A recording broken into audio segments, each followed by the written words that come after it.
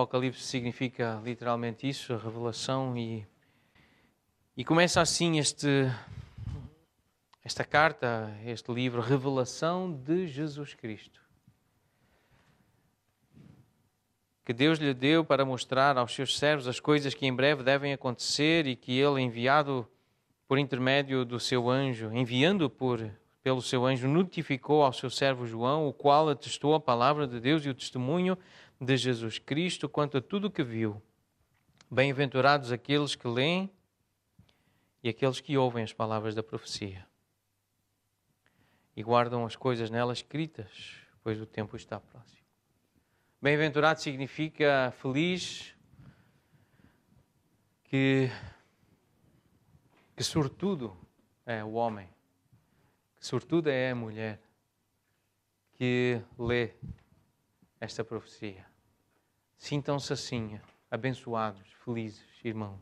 Eu sinto-me feliz e abençoado por poder estar a ler estas palavras. Mas não só aqueles que leem, são aqueles que ouvem e guardam aquilo que está escrito. E guardar tem a ver com lembrar, não esquecer e querer pôr em prática aquilo que estamos a aprender com Jesus.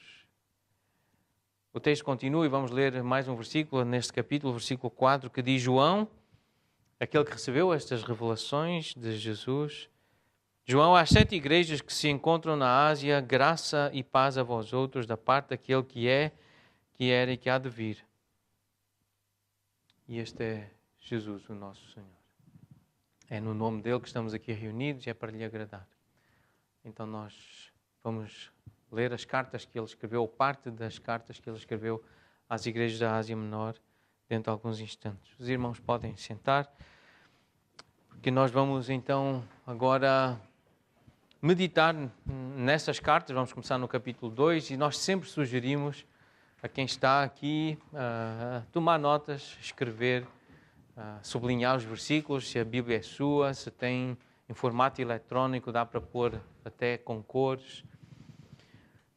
Nós vamos então agora meditar nestas primeiras cartas que Jesus ditou a João.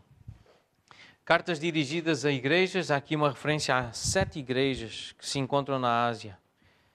Estas igrejas foram igrejas históricas, elas existiram na história e numa região que agora é a atual Turquia. Quando olhamos para o mapa, se formos procurar nos mapas antigos, estas cidades, nós vamos perceber que agora são território da Turquia. Elas receberam estas cartas de Jesus e quando percebemos também esse detalhe, Éfeso é a cidade maior, a cidade principal, onde já existia também uma igreja maior. E as outras são cidades e igrejas nessas cidades que ficam à volta de Éfeso, nos arredores. É interessante que a abordagem que é feita aqui, Éfeso, Esmirna, Pérgamo, Tiatira, Sardes, Filadélfia, Laodiceia, elas estão no sentido contrário ao relógio. Então começa em Éfeso e depois vai andando no sentido contrário ao que se movem os ponteiros do relógio. É apenas uma curiosidade, mas isto para dizer que eram cidades e igrejas reais. Não é inventado, não é fictício, nós estamos a lidar com documentos históricos. Nós estamos a lidar com a realidade, com factos, com a história e não com teorias ou fábulas inventadas por homens, mas é o relato histórico daquilo que aconteceu, que tem ensino, tem implicações, tem aplicações práticas para nós hoje. Cada carta tem ensino de sabedoria do homem mais sábio que já existiu na Terra. É verdade que ele também é Deus encarnado, mas não houve ninguém tão sábio como Jesus que tenha pisado na Terra. E por isso ele deixou o seu ensino e nestas cartas nós vemos essa sabedoria, aquilo que é bom, aquilo que é certo, aquilo que é puro, que é justo, está aqui registado porque Jesus mandou que ficasse registado através de João. Isso deve ser aplicado a todas as igrejas ao longo dos séculos, ao longo da história e todas as verdadeiras igrejas locais, pessoas que seguem Jesus verdadeiramente, que receberam fé, receberam a graça de crer em Jesus, querem ler estas profecias, querem ler estas cartas, querem ler estes ensinos, querem ler esta sabedoria, querem pôr em prática em todas as eras, em todos os séculos. E não deve ser diferente assim com as igrejas locais hoje, com a nossa igreja. Nós devemos procurar entender o que Jesus disse, que Ele valoriza, o que é importante para Jesus, o que é que Ele viu nessas igrejas, o que é que Ele gostou e o que é que não gostou, e aprender com isso. Então, nestas cartas nós percebemos esses valores. São valores que foram reconhecidos ou que podemos dizer que são desejados por Jesus nas igrejas da Ásia Menor, que a igreja, e aqui essa ideia de que todos os que creem em Jesus são igrejas, todos os que seguem Jesus, todos os que adoram Jesus como Deus, todos os que querem submeter-se ao seu ensino, querem fazer a vontade de Jesus, são a verdadeira igreja. E uma igreja verdadeira valoriza aquilo que Jesus valoriza. Então aqui nós vamos ver essas características, esses valores, essas qualidades que Jesus destacou. Vamos começar pela carta aos Efésios, carta de Jesus aos Efésios. Apocalipse capítulo 2, versículos de 1 a 7, nós temos a carta de Jesus aos Efésios. Ele disse assim a João: João, ao anjo da igreja em Éfeso escreve. E estas são as palavras que eu quero que tu escrevas. E então, estas são as palavras de Jesus. Estas coisas diz aquele que conserva na mão direita as 7 estrelas e que anda no meio dos 7 candeeiros de ouro. Eu conheço as tuas obras, tanto o teu labor como a tua perseverança, e que não podes suportar homens maus, e que puseste à prova os que a si mesmos se declaram apóstolos e não são, e os achaste mentirosos, e tens perseverança, e suportaste provas por causa do meu nome, e não te deixaste esmorecer. Tenho, porém, contra ti que abandonaste o teu primeiro amor. Lembra-te, pois, de onde caíste, arrepende-te e volta à prática das primeiras obras. E se não, venho a ti e moverei do seu lugar o teu candeeiro, caso não te arrependas. Tens, contudo, a teu favor que odeias as obras dos nicolaítas, as quais eu também odeio. Quem tem ouvidos, ouça o que o Espírito diz às igrejas. Ao vencedor dar-lhe-ei que se alimente da árvore da vida que se encontra no paraíso de Deus. Nós lemos aqui que Jesus diz que conhece. E este verbo significa literalmente eu sei. Eu vejo, por isso eu sei.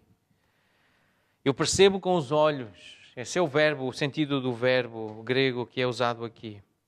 Eu noto, eu tenho esse discernimento, eu presto atenção.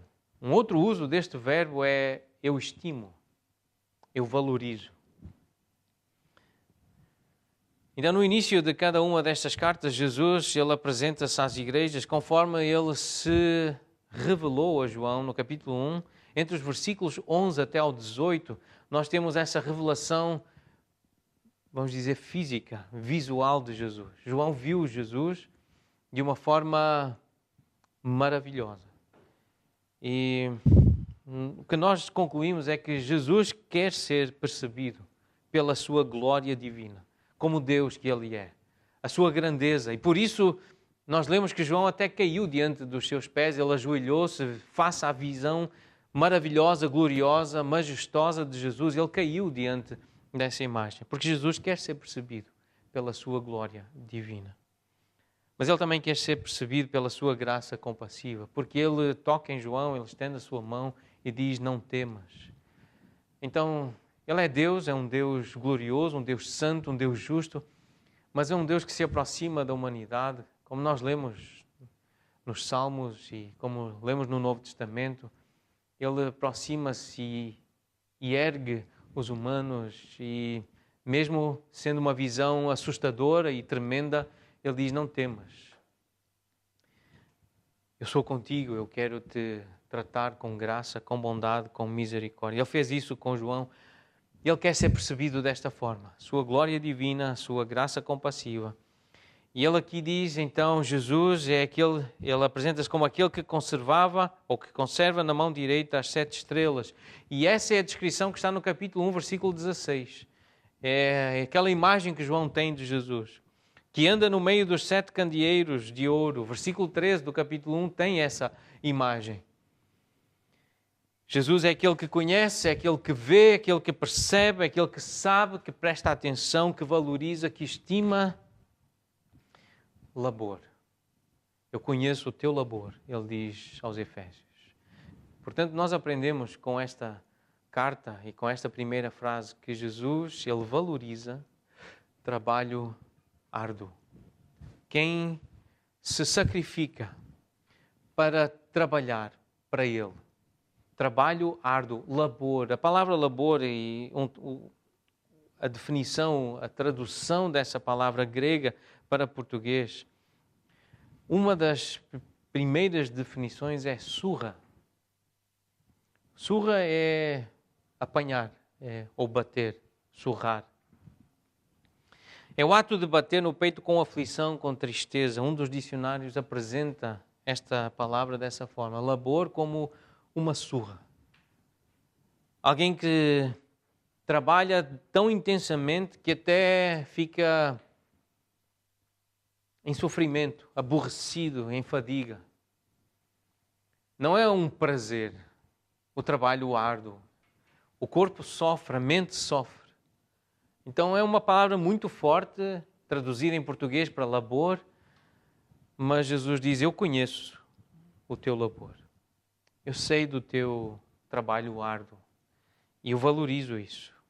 Eu sei, eu conheço, eu estimo, é o verbo que ele usa aqui, que nos chega, eu conheço as tuas obras, eu conheço o teu labor.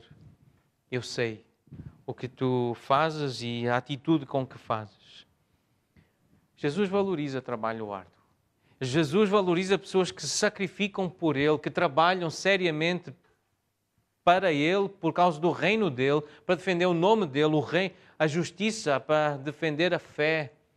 Pessoas que estudam com seriedade, que se cansam a estudar, que até sofrem porque estudam tanto.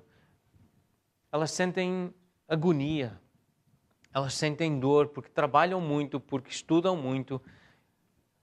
Isto não passa despercebido ao nosso Jesus. Ele conhece o nosso labor. Se nós trabalhamos seriamente por Ele, para Ele, por causa dEle, Ele diz que conhece, Ele sabe, Ele vê, Ele estima e Ele valoriza isso. E que isto nos anime, que nos estimule a trabalharmos para Jesus, a fazermos mais, a fazermos melhor, com mais dedicação, o que é para Jesus. O que é para Deus, o que é para o Senhor, o que é para o reino dEle, para a sua igreja, para a sua obra. Que estejamos dispostos a laborar, a trabalhar de forma árdua, dedicada, séria, comprometida. Porque o nosso Senhor, Ele diz que conhece, Ele diz que sabe, Ele diz que vê, Ele diz que estima. Ele valoriza o trabalho árduo. Também lemos neste versículo que Ele valoriza a perseverança. Aqueles que não se deixam esmorecer, literalmente, e esta característica é identificada em outras igrejas, mais à frente, nós veremos em Tiatira, Filadélfia, esta mesma menção à perseverança, mas significa estabilidade, constância. É a característica de uma pessoa que não se desvia do seu propósito, uma pessoa que é leal na fé, na sua integridade. Mesmo diante de grandes provações ou sofrimentos, ela não desiste, não esmorece, como nós lemos aí no versículo 3. Está muito ligada à ideia da paciência, de esperar, de persistir, ser constante, ser perseverante. Alguém que não desiste, mesmo que esteja muito difícil, mesmo que seja muito difícil ser cristão. A pessoa não esmorece, ela continua. E Jesus diz, eu conheço isso, eu sei quem é assim. E Ele diz, eu estimo isso, eu valorizo, é um valor. O trabalho árduo, a perseverança são valores que o nosso Senhor Jesus valoriza. Mas Ele também valoriza, e nós vemos nesta carta, a forma como Ele escreve, Ele valoriza a intolerância à maldade, a intolerância ao pecado. No versículo 2 diz, eu sei, eu conheço que tu não podes suportar homens maus. No versículo 6 diz, Eu sei e tenho isso em consideração, tenho em conta, e eu sei que isto está a teu favor, porque tu odeias as obras dos nicolaítas, as quais eu também odeio. Jesus está a dizer, eu odeio o mal, vocês odeiam o mal, vocês não são tolerantes ao pecado, à maldade, e eu vejo isso, eu conheço isso, e eu valorizo isso. Que vocês não sejam tolerantes com a maldade e com o pecado. Que vocês combatam isso, que corrijam a maldade, o pecado, que sejam intolerantes à maldade. Jesus, Ele valoriza isso.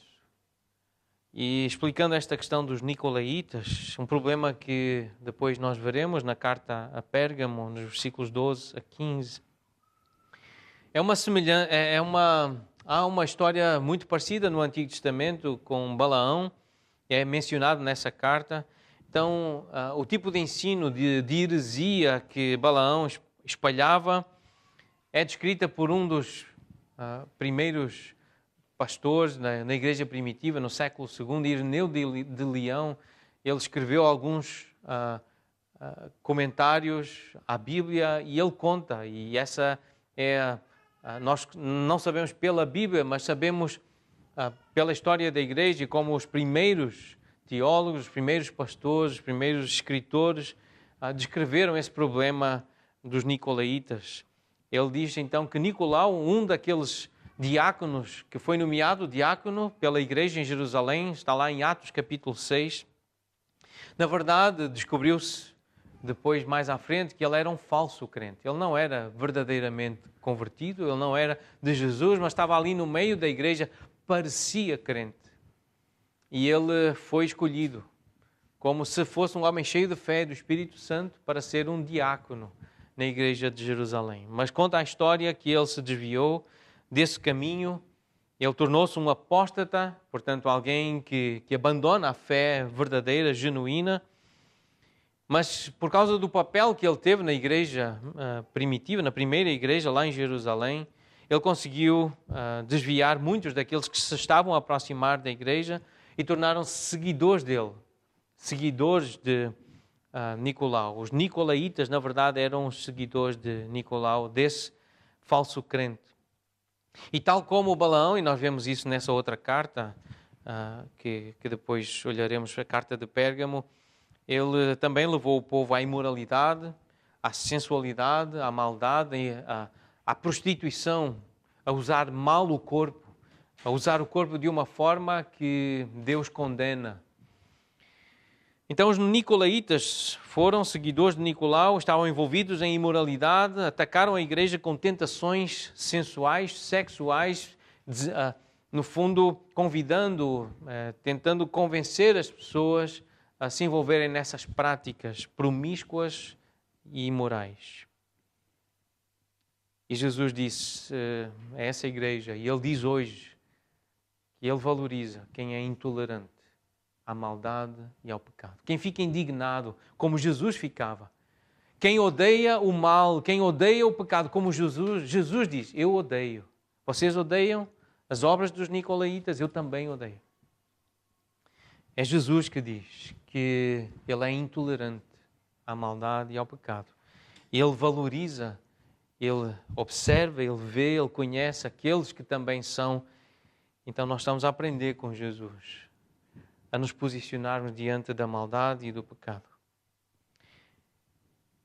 E uma outra expressão que nós podemos usar, que está muito relacionada com esta, é Jesus, ele valoriza quem tem critério, quem põe à prova os apóstolos para ver se são verdadeiros ou se são falsos, os pastores, os profetas, os mestres, os irmãos, ter critério.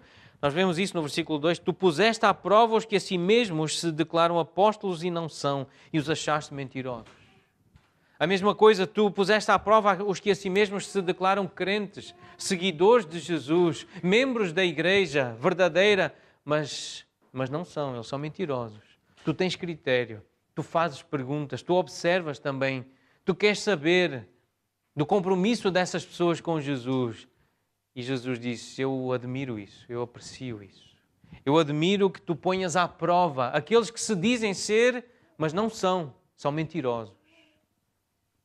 Então nós estamos a aprender com Jesus a ter critério, a ter discernimento, a fazer perguntas, a observar com atenção, para ver se são ou se não são, se são mentirosos, se nos estão a tentar enganar, como Nicolau enganou a igreja lá em Jerusalém.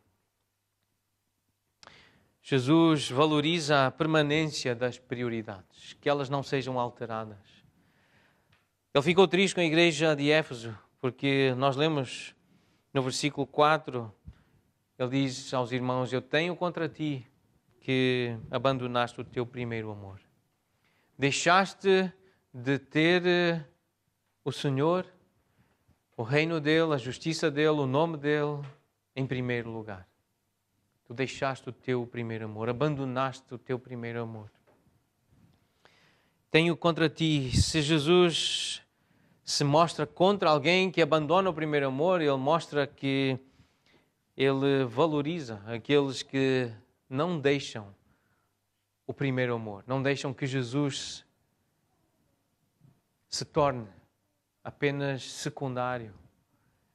Mas ele quer ser o primeiro, como nós lemos no Sermão do Monte, quando ele ensina os seus seguidores, a sua igreja, os seus discípulos: buscai em primeiro lugar o reino de Deus, a sua justiça. É isso que deve estar em primeiro lugar. Não é o teu sucesso, o teu conforto, o teu prazer, não é o teu bem-estar, não é a tua saúde, não é a tua fama. Isso não deve estar em primeiro lugar, mas o reino de Deus, a justiça de Deus. É isso que deve ser o primeiro amor da verdadeira igreja, do verdadeiro cristão, do verdadeiro seguidor de Jesus. Não podemos abandonar aquilo que Jesus diz que deve ser o primeiro, e a primeira coisa na nossa vida é Deus, é a sua vontade, é o seu reino, é a sua justiça, é a sua glória, fazer para lhe agradar. Isto deve estar em primeiro lugar. E quem convive conosco deve ver, deve ter também esse critério, esse discernimento para ver se nós estamos a buscar fazer a vontade de Deus para lhe agradar em primeiro lugar, ou se é a nossa, se queremos impor a nossa vontade, aquilo que nós achamos que é melhor para nós. O que Jesus quer é estar em primeiro lugar nas nossas vidas, que a sua vontade seja aquilo que dirige as nossas decisões. Ele valoriza a permanência das prioridades, que não se invertam as prioridades. Não é o que o meu cônjuge quer, não é o que os meus filhos querem, não é o que o patrão quer, não é o que o meu chefe, ou os meus colegas, os meus amigos querem. O que fica, o que prevalece, que está em primeiro lugar é o que Deus quer. É a sua vontade. Isso deve estar em primeiro lugar. Jesus valoriza o arrependimento. Se não for assim, se ele não está em primeiro lugar, ele diz: arrepende-te. Versículo 5, lembra-te de onde caíste, arrepende-te e volta à prática das primeiras obras. Volta atrás. Volta àquele momento em que tu querias agradar ao teu Senhor, querias buscar a sua vontade, o seu reino em primeiro lugar. Se reconheces que deixaste de seguir, de buscar a Deus como a pessoa mais importante da tua vida, como o ideal, como o teu destino, arrepende-te. Primeiro mandamento de Jesus: arrependei-vos e crede no Evangelho. Arrepende-te. Jesus valoriza o arrependimento. Volta-te, volta atrás, volta às primeiras obras, volta a pôr Deus em primeiro lugar na tua vida. Corrige isso, porque eu conheço, eu sei, eu valorizo, eu sei como está o teu coração, a tua mente, as tuas decisões. Eu estimo que tu me coloques em primeiro lugar. Então, arrepende-te se estás errado. E por fim, nesta carta nós lemos que Jesus, ele valoriza ouvir o Espírito. Quem ouve o Espírito. Nós lemos no versículo 7, quem tem ouvidos, ouça o que o Espírito diz às igrejas. Ao vencedor dar-lhe-ei que se alimenta a árvore da vida que se encontra no paraíso de Deus. Aquele que ouve o Espírito, o que o Espírito diz às igrejas, aquele que ouve as pregações, a leitura bíblica, aquele que presta atenção às palavras desta profecia para as pôr em prática, esse terá um lugar no paraíso de Deus. Esse comerá da árvore da vida e viverá para sempre. Nunca mais passará pela morte. E o que mais importa é essa questão da morte, da segunda morte, nós já vamos ver à frente, a morte eterna, estar separado de Deus para sempre. Quem ouve o que o Espírito diz às igrejas, quem ouve a pregação dos apóstolos, quem ouve Jesus e crê, esse come da árvore da vida e esse encontra lugar para si no paraíso de Deus. Também na carta a Esmirna nós encontramos alguns valores que Jesus deseja ver nas igrejas de todos os séculos. Nós vamos ler agora os versículos 8 até 11, Apocalipse 2, de 8 a 11. Ao anjo da igreja em Esmirna escreve: Estas coisas diz o primeiro e o último, que esteve morto e tornou a viver. Conheço a tua tribulação, a tua pobreza, mas tu és rico, e a blasfémia dos que a si mesmos se declaram judeus e não são, sendo antes sinagoga de Satanás. Não temas as coisas que tens de sofrer. Eis que o diabo está para lançar em prisão alguns entre vós para ser postos à prova, e tereis tribulação de 10 dias. Sê fiel até à morte, e dar-te-ei a coroa da vida. Quem tem ouvidos, ouça o que o Espírito diz às igrejas. O vencedor de nenhum modo sofrerá dano da segunda morte. Então, no início de cada uma destas cartas, nós vemos Jesus a apresentar-se conforme a revelação lá do capítulo 1. E ele quer ser percebido por essa sua glória divina, porque ele é Deus, mas também pela sua graça compassiva.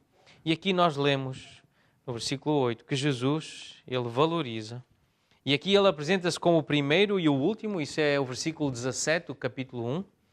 E diz também, aquele que esteve morto e voltou a viver. Isso é o versículo 18 do capítulo 1. Essa ligação sempre com a imagem que João teve de Jesus.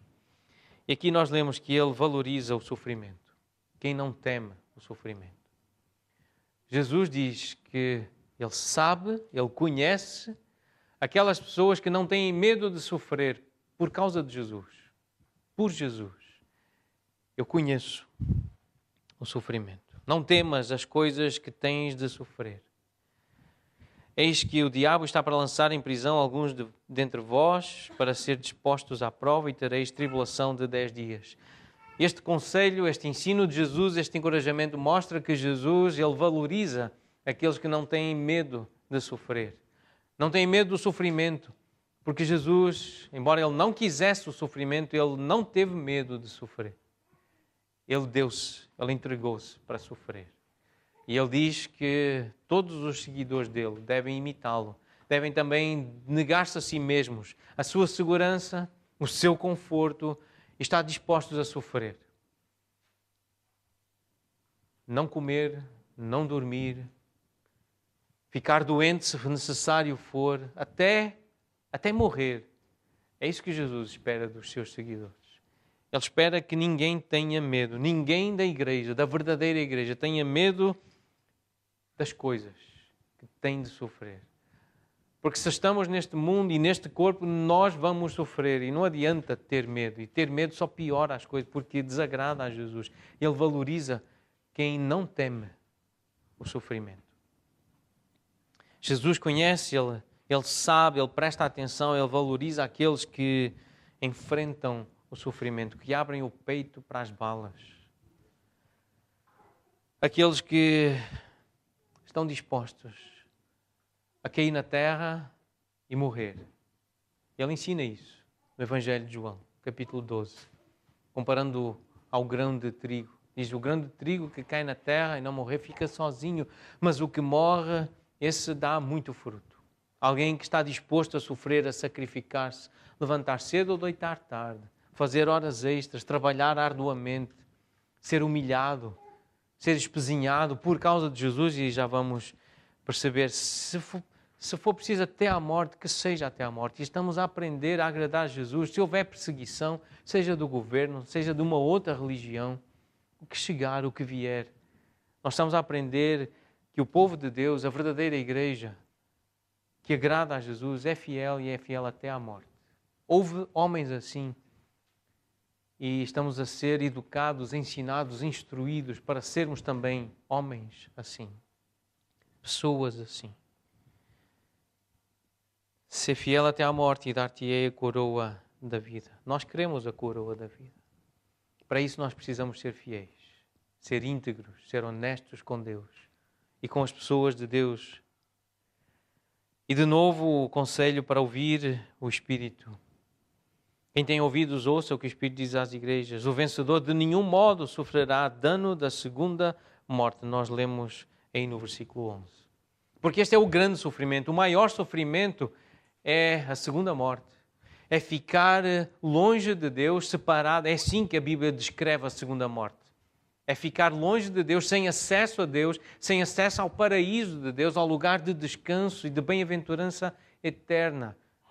Para sempre ficar longe de Deus. Essa é a segunda morte. Não é deixar de existir, mas é ficar longe de Deus. É estar separado de Deus para sempre. Esse é o maior sofrimento. E esse, nenhum de nós deve desejar enfrentar, desejar para os seus. É a coisa mais séria que pode acontecer a alguém, é passar pela segunda morte. Esse segundo afastamento, ou essa privação da comunhão com Deus. De estar na sua presença, no seu paraíso. Próxima carta, Pérgamo, versículos 12 a 17. Vamos ler Apocalipse 2, de 12 a 17. Ao anjo da igreja em Pérgamo escreve: Estas coisas diz aquele que tem a espada afiada de 2 gumes. Conheço o lugar em que estás, em que habitas, onde está o trono de Satanás, e que conservas o meu nome e não negaste a minha fé. Ainda nos dias de Antipas, minha testemunha, meu fiel, o qual foi morto entre vós, onde Satanás habita. Tenho, todavia, contra ti algumas coisas, pois que tens aí os que sustentam a doutrina de Balaão, o qual ensinava a Balaca a armar ciladas diante dos filhos de Israel para comerem coisas sacrificadas aos ídolos e praticarem a prostituição. Outro sim, também tu tens os que da mesma forma sustentam a doutrina dos nicolaítas. Portanto, arrepende-te, e se não, venho a ti sem demora, e contra eles pelejarei com a espada da minha boca. Quem tem ouvidos, ouça o que o Espírito diz às igrejas. Ao vencedor dar-lhe-ei do maná escondido, bem como lhe darei uma pedrinha branca, e sobre essa pedrinha escrito um novo nome, o qual ninguém conhece, exceto aquele que o recebe. Então nós, mais uma vez, vemos o Senhor Jesus a apresentar-se conforme se revelou a João no capítulo 1. Aqui nós vemos aquele que tem a espada afiada de 2 gumes. É o versículo 16 do capítulo 1, a descrição de Jesus. Esse que conhece e valoriza a conservação do seu nome. Jesus valoriza que o seu nome seja tratado como precioso e que não haja vergonha do nome de Jesus, de ser cristão, de ser crente em Cristo, de ser um discípulo, um seguidor dele. Ainda que no meio da perseguição, ainda que ameaçados de morte, como estas pessoas estavam a ser, como Antipas foi morto, por ser fiel a Jesus, mas que se conserve o nome dele.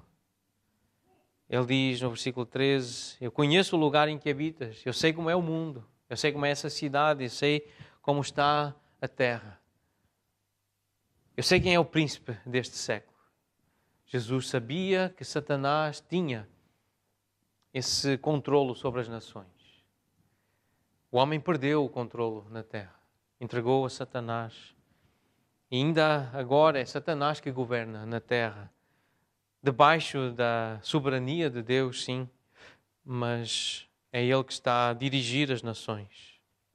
E nós lemos aqui então que, mesmo nesse contexto tão difícil, onde está o trono de Satanás, onde ele governa, onde ele dirige, onde ele influencia, havia um povo, havia homens e mulheres que conservavam o nome de Jesus. Continuavam a identificar-se com esse nome. Continuavam a ter essa segurança de serem de Jesus e não tinham vergonha. Jesus disse em Mateus 24, no sermão profético, falando do futuro, falando para a sua igreja, falando para os seus discípulos, ele diz no versículo 9, Mateus 24, versículo 9, sereis atribulados e sereis mortos, vos matarão. Sereis odiados de todas as nações por causa do meu nome. E isso aconteceu. começou a acontecer, aqueles que se identificavam com Jesus, e ainda acontece hoje. Aqueles que se identificam com Jesus são desprezados, odiados, são tratados como a escória do mundo, pelo mundo e por Satanás. E houve um homem que representou esse movimento de ódio contra os discípulos de Jesus. O nome dele era Saulo. E Ananias foi enviado pelo Senhor Jesus para ir ter com esse homem, Saulo. E Ananias diz assim: Senhor, eu tenho ouvido de muitos a respeito desse homem, Saulo, Atos 9, versículo 13. Eu tenho ouvido que esse homem, ele tem feito muito mal aos teus santos em Jerusalém. Ele tem praticado muitas coisas feias, muitas coisas violentas. Ele tem sido muito mau para os santos em Jerusalém. E até para aqui, para Damasco, ele trouxe uma autorização dos principais sacerdotes para prender todos os que invocam o teu nome. Este é o espírito das nações, este é o espírito do mundo, das cidades. Querem fazer calar os que invocam o nome de Jesus, os que preservam, os que valorizam Jesus e o seu nome. Esta é a realidade do mundo, onde Satanás é o rei, ele é o príncipe, ele é o líder, ele é o governante. Então nós temos que estar conscientes que aqui nós vamos ser tentados a abrir mão dessa identificação com Jesus. Nós vamos passar por essas tentações. Seja no contexto familiar, às vezes com parentes, seja com amigos, seja com a vizinhança, com a escola, com colegas de trabalho. Nós vamos sentir essa tentação, mas nós aprendemos com este texto que Jesus valoriza a conservação do seu nome, a identificação com Ele, com o seu nome, ser cristão, ser de Jesus, estar identificado com Ele. Ele também valoriza a fé. Nós lemos no versículo 13, não negaste a minha fé. A fé que eu dou. E tu continuaste a ter fé, a ter crença, confiança no que eu ensinei, nas minhas promessas, nas minhas ordens, que são boas, que são puras, que são santas, que são perfeitas. Tu não negaste a minha fé. Jesus valoriza a fé. Nós lemos em Hebreus, no capítulo 11, que é impossível agradar a Deus sem fé. Se nós queremos agradar a Jesus, nós temos que ter fé. Mesmo sem ver, nós temos que aceitar como verdadeiro, como real. Nós temos que nos apegar a essas afirmações, a essas promessas, a essas descrições. Isso é ter fé. Ter fé é acreditar naquilo que eu não vejo, eu não sinto, mas Jesus disse, então é verdade. Eu creio. Ele mandou, então é o melhor. Eu vou fazer. Isso é ter fé. Essa é a fé verdadeira. E Jesus diz, eu valorizo, eu vejo, eu observo, eu conheço, eu estimo a fé. Mas Jesus também fala de doutrina. E nós percebemos que Ele valoriza a sã doutrina. Doutrina saudável, verdadeira.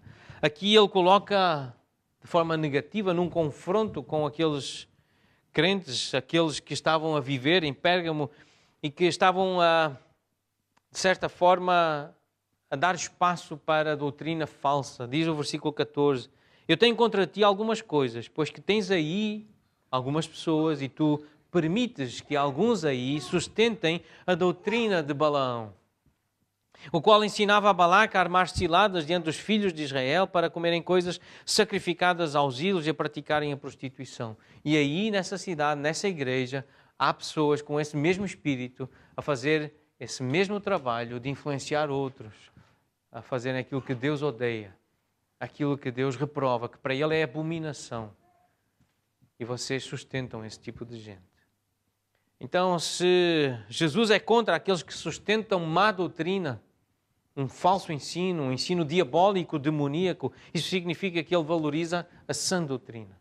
Aquilo que é verdade, aquilo que é bom, aquilo que é puro. Jesus valoriza a sã doutrina e através de Paulo, ensinando a igreja, uma carta que em breve nós pretendemos estudar, a carta de Paulo a Tito. No capítulo 2 ele diz, Paulo ordena a Tito, tu fala de acordo, ensina de acordo com a sã doutrina. Tito capítulo 2, versículo 1. Fala o que convém, a sã doutrina. Por quê? Porque Jesus valoriza a sã doutrina. É importante estudar. É importante saber teologia, é importante saber doutrina. É importante porque Jesus valoriza a verdade, para não sermos enganados por pessoas que têm espíritos demoníacos, diabólico, humanista, que nos querem enredar, que nos querem levar para esses caminhos de imoralidade, de promiscuidade, de prostituição, de maldade. Nós precisamos de conhecer a sã doutrina, porque Jesus valoriza o ensino verdadeiro. E mais uma vez nós percebemos Jesus a chamar ao arrependimento. Arrepende-te, volta atrás, é isso que significa, volta ao caminho certo. Versículo 16, portanto, arrepende-te. Jesus, Ele valoriza o arrependimento. Porque nós somos humanos, nós falhamos. Nós acreditamos em mentiras. Nós aceitamos muitas vezes mentiras como se fossem verdade. Nós cedemos à influência, à tentação do diabo e da carne e do mundo. Quando nós percebemos isso, porque o Espírito Santo está a trabalhar em nós, está a falar connosco, há um caminho que agrada a Jesus. Arrependimento. Arrepende-te, volta atrás. Volta ao caminho certo. Pede perdão a Deus. Diz, Deus, eu sei que eu errei. Eu sei que eu acreditei numa mentira. Eu sei que eu fiz algo que te desagradou. Mas eu quero voltar ao que é certo. Eu quero fazer o que te agrada. Eu arrependo-me. Porque eu ouvi o Espírito e porque Jesus, Ele valoriza quem ouve o Espírito. Versículo 17, quem tem ouvidos, ouça o que o Espírito diz às igrejas. Jesus quer obediência, mas Ele quer afeição. Num comentário que eu li sobre Apocalipse, os autores falam em ciúmes. Jesus tem ciúmes. Ele quer ser o primeiro. Ele quer ocupar o maior espaço do nosso coração.